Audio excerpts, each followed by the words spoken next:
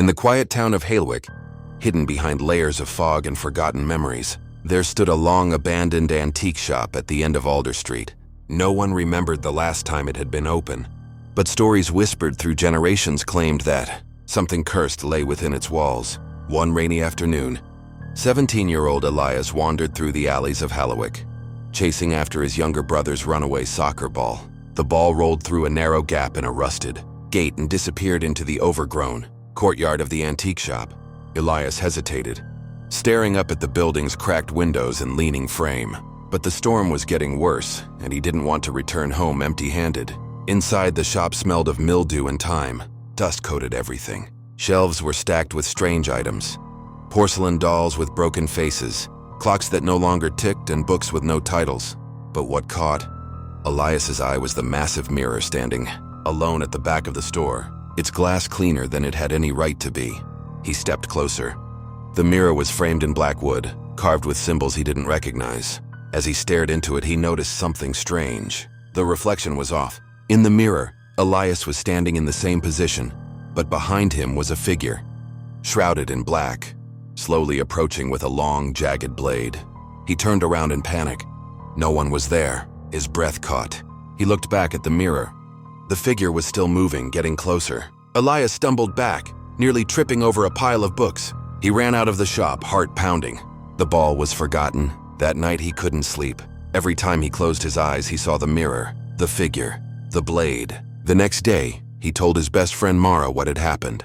She didn't laugh. Instead, she told him something that made his blood run cold. Her cousin Theo had gone missing 2 years ago. After telling her about a mirror in an old shop that showed him being drowned in a bathtub, he was found dead in the river 3 days later. Elias and Mara returned to the antique shop together. The mirror was still there, untouched. This time Mara looked into it. She screamed. And this is where the story truly begins. Mara staggered back, pale as chalk. Elias caught her before she fell. "What did you see?" he asked, voice shaking. Mara pressed a trembling hand to her mouth. "It was me. I was lying on the floor, covered in glass shards, like the mirror exploded or something. And there was blood everywhere." Elias helped her to a dusty wooden chair near the wall, the air thick with silence. Outside, thunder rumbled low, as if the storm from yesterday had never left. "This thing is real," Mara whispered. "Whatever this mirror is, it's showing us how we die." Elias looked back at the mirror. The surface now reflected only the room and the two of them. No figure, no blood, no visions. "Then we need to destroy it," he said. "Right now." He picked up a rusted metal rod from the floor and raised it above his head. Mara gasped, reaching out to stop him. But before the rod struck the glass, the mirror shimmered, like the surface of a disturbed pond. And a voice echoed in the room. "See it or be it." The metal rod slipped from Elias's grip and hit the floor with a dull clang. The lights in the shop flickered, though neither of them had turned any on. The mirror pulsed again. "I think it's not just showing the future," Mara said, stepping back. "It's choosing it. The more we resist, the more it forces it on us." Elias was still staring at the mirror when a new image appeared. This time it showed both of them, older, maybe 10 years into the future, standing in a cemetery. A gravestone in front of them read, "Elias Moore, 2008, 25, died trying to change his fate." He turned away, his heart thudding like a war drum. "We have to figure out what this thing is, where it came from. There has to be a way to break it." Mara nodded. "There's an old folklore library in the city. My aunt works there. If anyone knows about cursed objects, it's her." Elias took one last look at the mirror, now dim and silent, but he couldn't shake the feeling that it had started watching them. As they left the shop, the door creaked shut behind them, without either of them touching it. From inside, a faint whisper followed them into the stormy air. One death revealed, many still to come. The library was old, older than the city itself, or so Mara's aunt liked to say.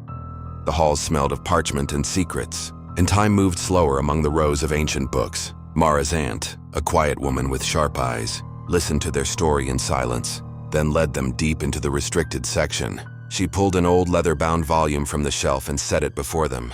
"The Mirror of Voron," she said, opening the book to a page illustrated with a drawing identical to the mirror.